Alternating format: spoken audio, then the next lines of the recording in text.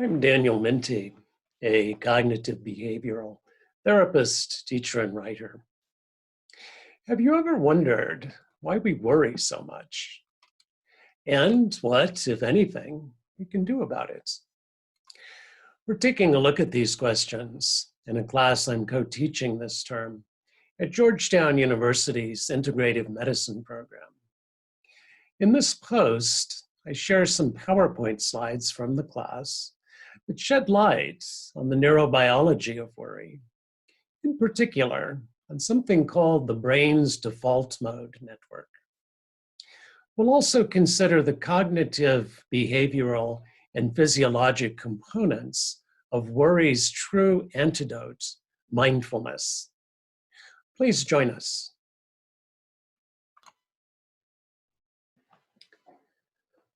The science of human wellness arose in the East. India's Vedic literature was perhaps the first, and includes the Upanishads and the great narrative poem, the Bhagavad Gita. Buddhism arose in India and moved from there to China, Japan, and elsewhere. The Pali Canon is perhaps the oldest collection of Buddhist instruction on the path of wellness. In China, Taoism was one of several indigenous paths, and the Tao Te Ching is perhaps the core of Taoist teaching when it comes to well-being. I believe my colleague Shakyamuni Buddha was the first cognitive scientist. Buddha is often considered a philosopher or a religious figure. I think first and foremost, he was a cognitive scientist.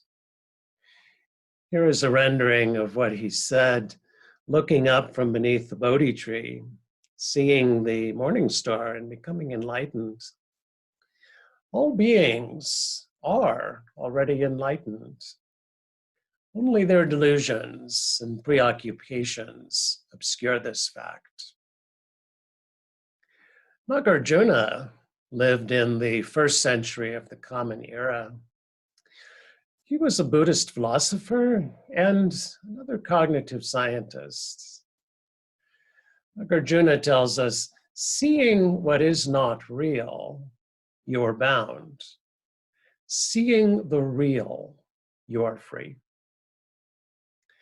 And Lao Tzu, the author of the Tao Te Ching, says in his typically pithy way, stop thinking and end your problems.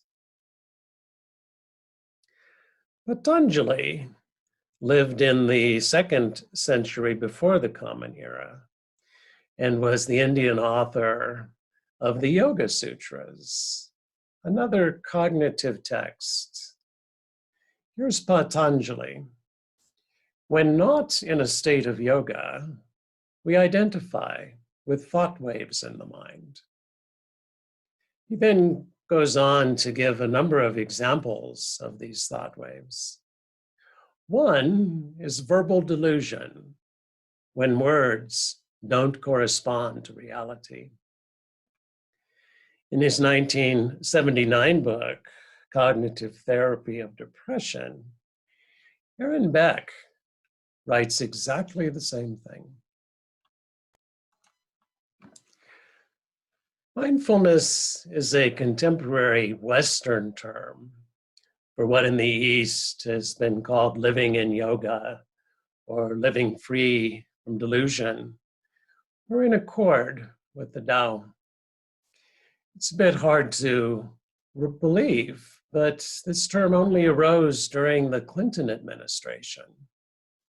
And whether it arose in part in response to the Clinton administration would be a topic for another class. What are some of the elements of mindfulness? One would be paying attention, which is the opposite of allowing our minds to wander. Staying focused, on the fact pattern of our lives. Another is thinking in a rational way, having our thoughts be good roadmaps of reality. Another is behaving in adaptive ways, which we might say is pursuing goal-directed activity, something that we're hardwired to do. And finally, all of the great paths speak to loving kindness towards others. Thich Nhat Hanh, a contemporary Vietnamese Zen teacher, speaks of interdependent co-rising. For Thich Nhat Hanh and all of the ancestral teachers, this is not a moral injunction. Rather, it's a description of reality. Perhaps Jesus was saying the same thing, instructing his followers, love your neighbor as yourself. Interdependent co-rising leads us to see that I exist only if you exist. In fact, if all things exist. Quantum mechanics entirely agrees that right down to the molecular level, interdependent co-rising is a better model for reality than is the old Newtonian universe. In addition to its mental components, mindfulness has essential physiologic aspects as well. One is parasympathetic activation of the central nervous system, sometimes called rest and digest. This is our natural way of being in the world. The endocrine system, in a mindful condition, balances pro- and anti-inflammatory cytokines. There are ventilatory aspects of mindfulness that produce what is called eupneic breathing, our most natural way of oxygenating our blood. And finally, there are postural components. If we're mindful, we're not in a state of physical tension, nor of physical laxity. Rather, we're in a natural condition of continuous partial contraction of our muscles.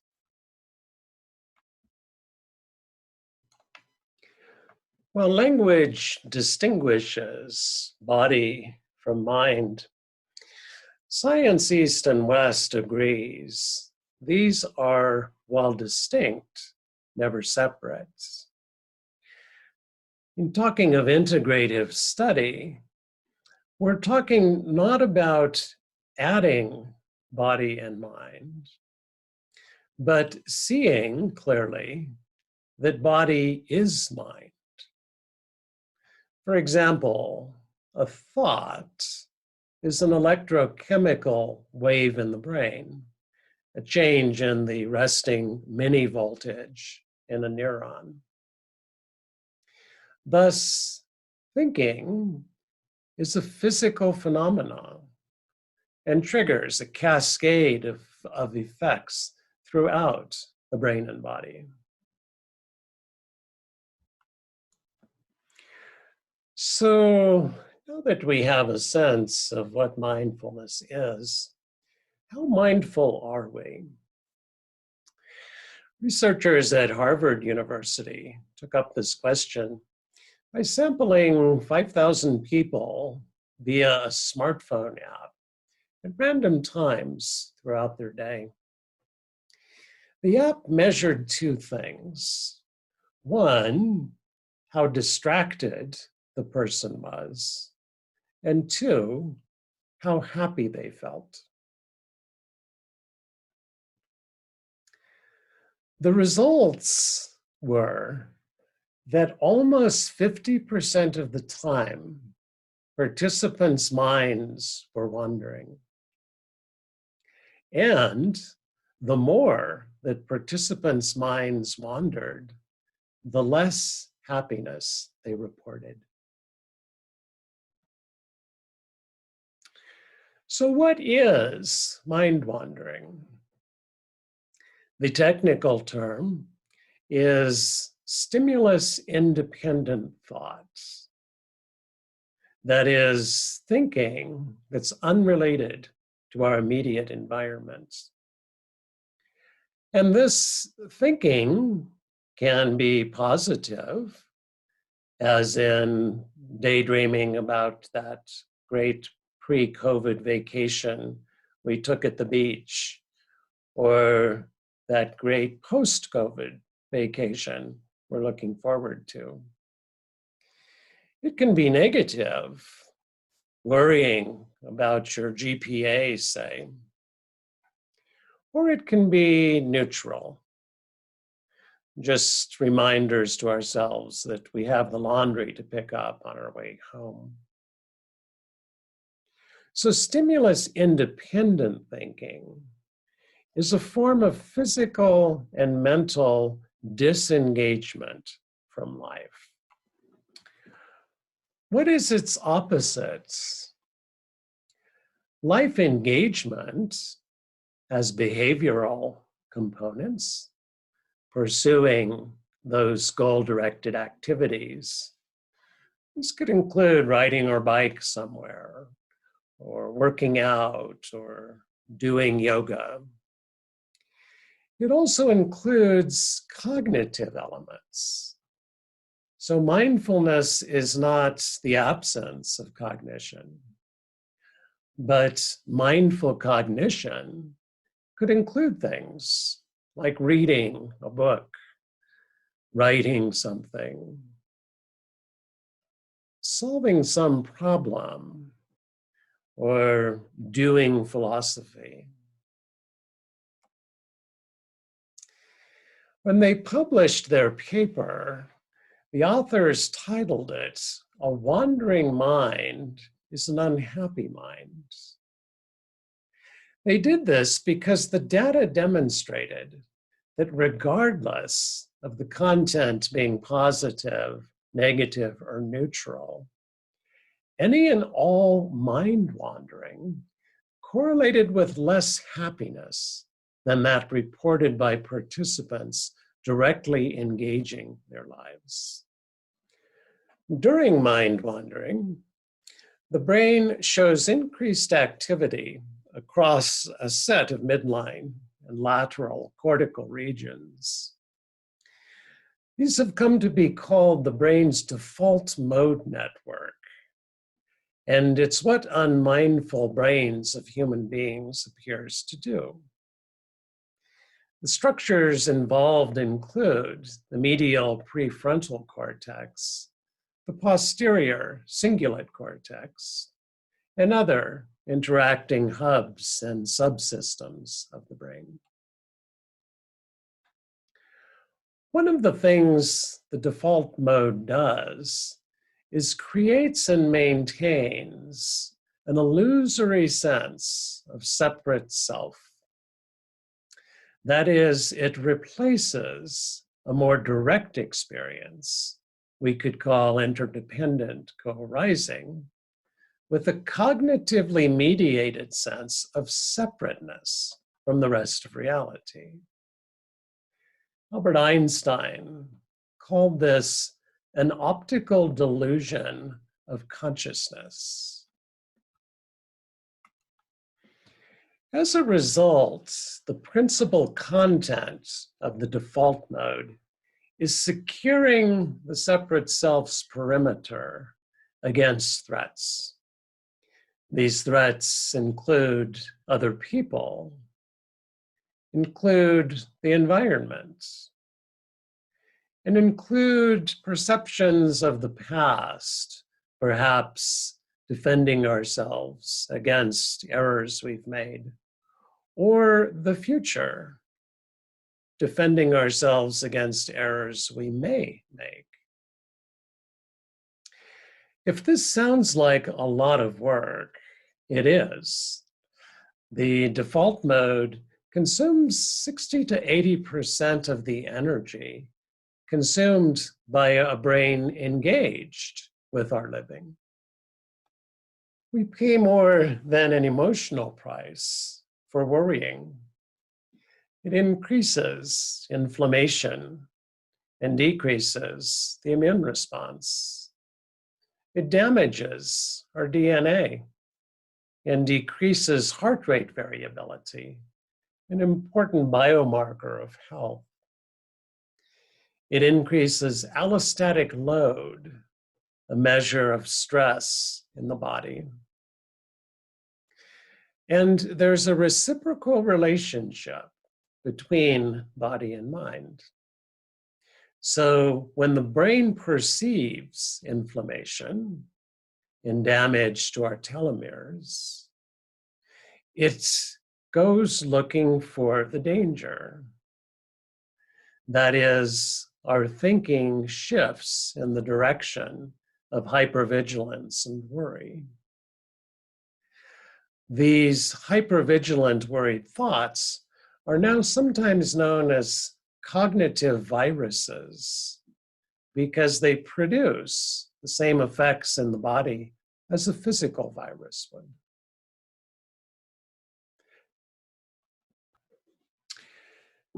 The bad news is, at this point in our evolution, worried wandering indeed appears to be the brain's default. If we're not using our minds in an intentional way, this is what we tend to do. The good news is we can train ourselves to spend more time directly engaged with our lives. Mindfulness is, in fact, a teachable skill.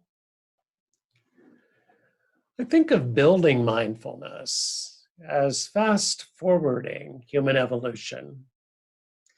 Clearly, nature selected for the default mode network. Worried ancestors were more likely to pass their genes on to the next generation than were ancestors who worried less. But this approach, while adaptive at one point, seems likely by now to have outgrown its usefulness. So if we would like to dial down our worry, dial up our mindfulness, there are many paths forward. These include cognitive behavioral therapy, yoga, Zen practice, Vipassana, Tai Chi, and Christian prayer of the heart. I think that sometimes there is a triage here. If we're highly anxious, worried, panicky, trying to start with something like Zen practice is unlikely to succeed. I tell very worried patients to start working with cognitive and behavioral approaches to their thinking and behavior. Dial down the worry, anxiety, and panic, and in doing so, become candidates for one of these other practices. A very worried person who tries to pass over this step is very likely not to succeed. And finally, a note on what we could call exogenous approaches to mindfulness. Psychedelics like meditation and CBT exert profound modulatory effects on physiology, perception, and cognition. Specifically, psilocybin, ayahuasca, and peyote have been shown to downregulate activity in the default mode network. People often report a loosening of a sense of separateness or an expansion of experience to include sometimes the entire universe. We're also seeing that these effects can endure for months after a single dosing. Perhaps the behavioral resets that a person might make after having this experience of insight, would consolidate it and lead those new ways of being, thinking, and doing to become the new default for that person. I hope that you enjoyed sitting in with my class. If you didn't, don't worry, be happy. If you did, you might consider subscribing to this channel and or checking out my weekly online CBT consultation and training program, All Things CBT.